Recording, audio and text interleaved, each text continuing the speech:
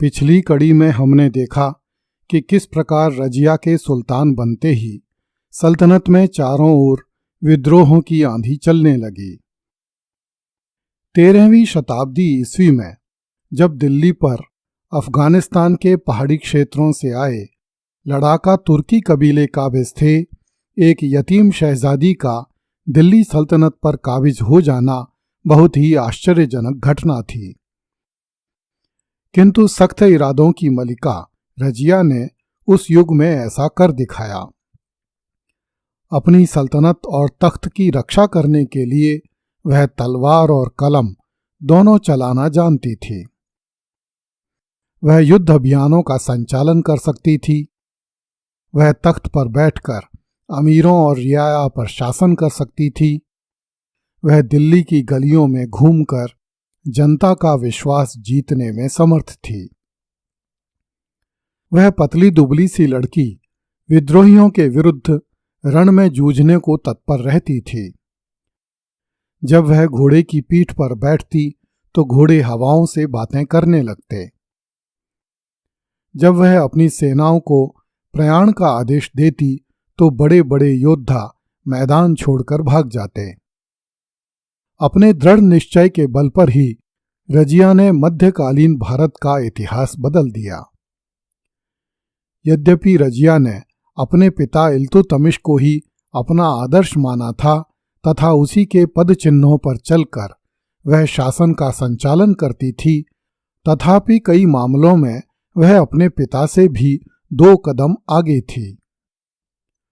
जिन तुर्की अमीरों के समक्ष इल्तुतमिश तख्त पर बैठने में संकोच करता था, रजिया उन्हीं अमीरों को सख्ती से आदेश देती और उन आदेशों की पालना करवाती।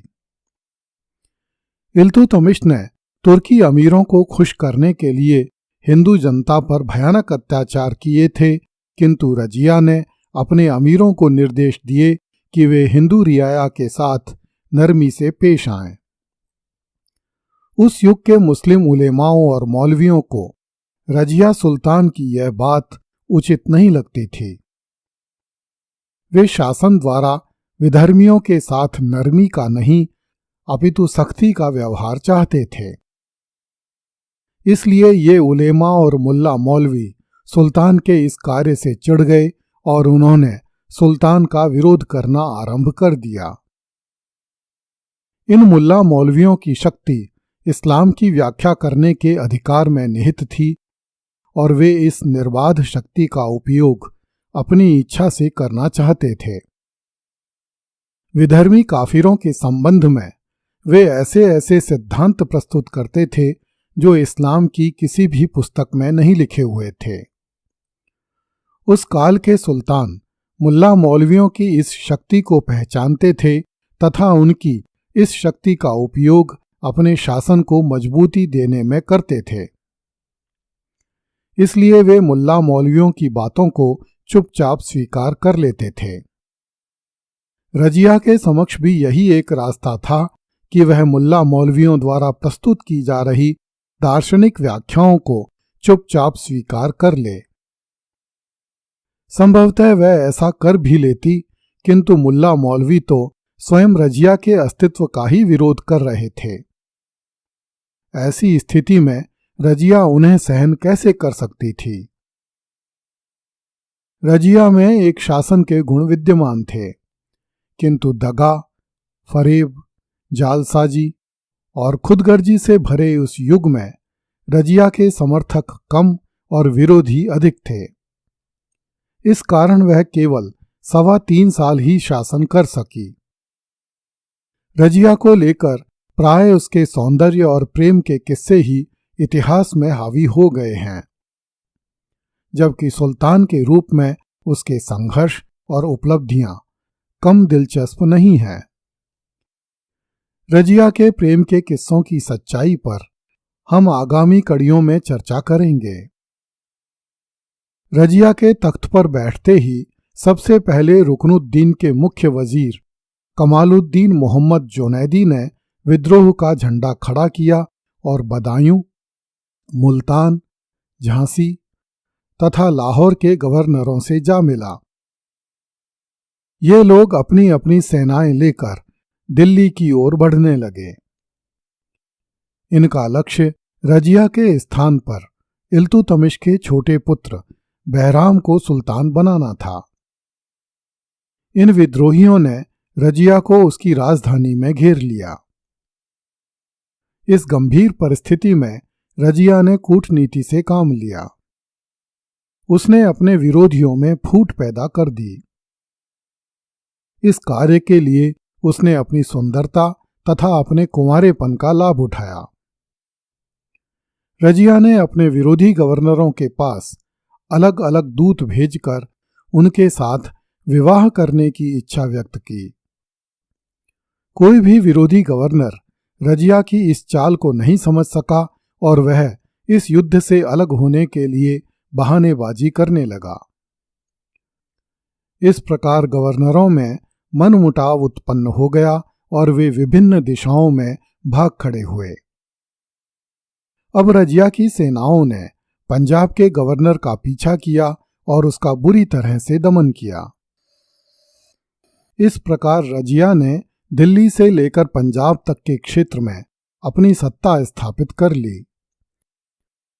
दूसरी ओर बंगाल तथा सिंध के गवर्नरों ने बिना लड़े ही रजिया के आधिपत्य को स्वीकार कर लिया, क्योंकि उन दोनों को लगता था कि रजिया उसके साथ विवाह करेगी। विरोधी गवर्नरों को अपने अधीन करने के बाद रजिया ने दिल्ली में अपनी स्थिति सुदृढ़ बनाने के लिए उच्च पदों का पुनः वितरण किया। उसने ख्वाजा मुहाजिबुद्दीन को अपना वजीर बनाया तथा प्रांतीय सूबेदारों के पद पर भी नए अधिकारी नियुक्त कर दिए। मिनहाज उस सिराज ने लिखा है कि लखनौती से लेकर देवल तथा दमरीला तक के मल्लिकों तथा अमीरों ने रजिया की अधीनता स्वीकार कर ली। रजिया ने सुल्तान की प्रतिष्ठा का उन्नयन करने के लिए तुर्कों के स्थान पर अन्य मुसलमानों को ऊंचे पद देने आरंभ किए, जिससे तुर्कों का अहंकार तथा एकाधिकार नष्ट हो जाए और वे राज्य पर अपना प्रभुत्व न जता सकें। उसने जमालुद्दीन याकूत नामक एक हबशी को अमीर आखूर के पद पर नियुक्त किया और मलिक हसन गौरी को प्रधान सेनापति बनाया।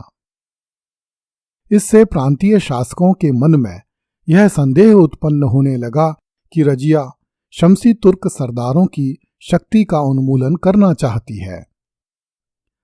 अतः वे अपने बचाव के लिए फिर से रजिया के विरुद्ध षड्यंत्र रचने लगे और विद्रोह की तैयारियां करने लगे। सबसे पहले पंजाब के गवर्नर कबीर खां अय्याज ने रजिया सुल्तान के विरुद्ध विद्रोह का झंडा खड़ा किया। रजिया भी एक सेना लेकर आगे बढ़ी। अय्याज ने बिना युद्ध किए ही रजिया के आधिपत्य को स्वीकार कर लिया। रजिया ने उससे लाहौर छीन लिया तथा मुल्तान का छोटा सा क्षेत्र उसके अधिकार में देकर दिल्ली से काफी दूर भेज दिया। पंजाब का गवर्नर कबीर खां अय्याज मार खाकर चुप बैठने की बजाय अन्य गवर्नरों से मिलकर विद्रोह की योजना बनाने लगा। इन विद्रोही तुर्क अमीरों का नेता इख्तियारुद्दीन एतिगीन था। विद्रोहियों ने बड़ी सावधानी तथा सतर्कता के साथ कार्य करना आरंभ किया। अगली कड़ी में देखिए, याकूत हबशी से प्रेम करने लगी रजिया सुल्तान। कृपया इस चैनल को लाइक, सब्सक्राइब एवं शेयर करें। धन्यवाद।